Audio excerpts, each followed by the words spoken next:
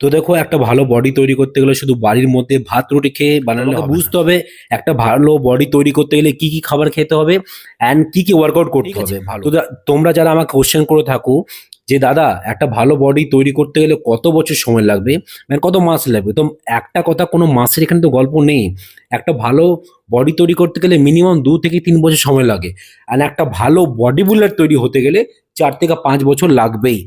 এই মেথডটা তোমাদেরকে বুঝে নিতে হবে, ঠিক আছে? তো তোমাদেরকে একটা এক্সাম্পল দিচ্ছি। এই হলো মনোজ, আমার কাছে এসছে 1.5 থেকে 2 মাস রেডি করাচ্ছি বডি বিল্ডিং এর জন্য। তো দেখো, এখানে একটা বাইসেপসের ওয়ার্কআউট করাচ্ছি, যেটা হলো বারবেল কার্ল 5 ফিট বারে করাচ্ছি। তো তোমরা ভালো করে লক্ষ্য করে দেখো, যখনই এই ওয়ার্কআউটটি করছে মাসেলটাকে কি সুন্দর স্লোলি ভাবে হিট করছে।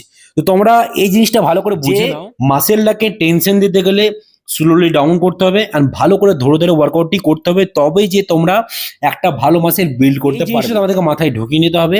হুটোপাটা করলে বডি হবে না, অ্যান্ড বডি বিল্ডিং এর শর্টকাট বলে কিছু হয় না।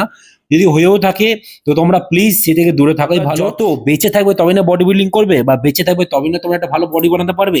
এই জিনিসটা মাথায় লক্ষ্য করে রাখো। এটা আমাকে স্যার সবসময় বলে থাকে, আগে বাঁচো, দেন ভালো খাও, নিয়ে তারপর বডি বিল্ডিং করো। সুস্থ থাকলে তুমি বডি বিল্ডিং করতে পারবে অ্যান্ড অন্যকে সাহায্য করতে পারবে, সোশ্যালকে ভালো মেসেজ দিতে পারবে। এই জিনিসটা মাথায় লক্ষ্য করে রাখো। তোমাদের যদি ভিডিওটা ভালো লেগে থাকে একটা লাইক আর শেয়ার করে দিও। ভালো থাকো, সুস্থ থাকো, গুড নাইট।